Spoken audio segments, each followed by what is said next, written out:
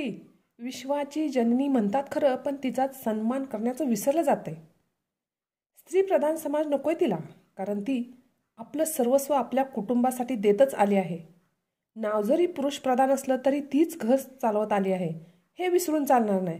आज जरी स्त्री प्रत्येक क्षेत्रात कार्य करत असली, नवऱ्याच्या बरोबरीनं किंबहुना पुढे जाऊन काम करत असली, तरी तिला असं कधीच वाटत नाही की मीच करता करविता आहे, श्रेष्ठ आहे म्हणून नवऱ्याला प्रगतीत अडसर बनावा.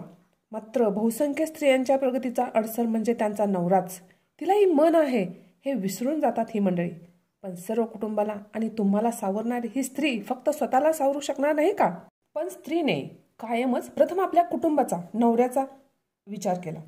पुरुष प्रधान संस्कृती स्त्रीचं धाडस, बुद्धिकौशल्य, चातुर्य, कष्टावृत्ती ओळखूनही तिला दुय्यमच स्थान देते. पुरुष म्हणजे काहीही केलं तरी चालेल आणि स्त्री तिने मात्र नवऱ्याचे अपराध सहन करून त्याचीच सेवा करावी, ही जुनी विचारसरणी. आज बहुतांश घरातून स्त्रीला तिचं स्वातंत्र्य, कर्तृत्व जपण्याचं प्रोत्साहन दिलं जातंय, पण हे प्रमाण अगदीच नगण्य आहे. पण स्त्रीने स्वतःला सिद्ध करण्यापेक्षा खरी स्पर्धा स्वतःशीच करून स्वयंसिद्ध बनलं पाहिजे. इतरांनी आपल्या पद्धतीने बदलावे हा विचार सोडून देऊन स्त्री स्वतःमध्ये बदल घडवत आहे, कारण स्त्रीलाच कुटुंबाची काळजी जास्त आहे हेही विसरून चालत नाही. चल ग, उशीर होतोय, तुझं आवरतच नाही लवकर. तुम्हा बायकांचं ना, असं म्हणून 2 मिनिटात आवरून नवरा वैतागून तिची वाट पाहत असतो. कुठेतरी कार्यक्रमाला जायचं असतं. पण स्त्री जेव्हा आवरते तेव्हा फक्त स्वतःलाच आवरत नाही, तर अगोदर घराला आवरते. दरवाजे खिडक्या बंद केलेत का? किचनमध्ये काही उघडं तर नाही ना?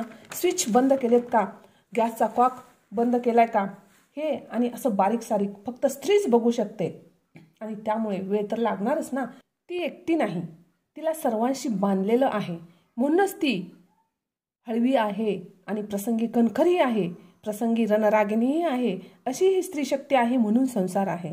आईपणासाठी जीवही लावते पणाला. सलाम अशा अनादी कालापासूनच्या शक्ती स्वरूपाला.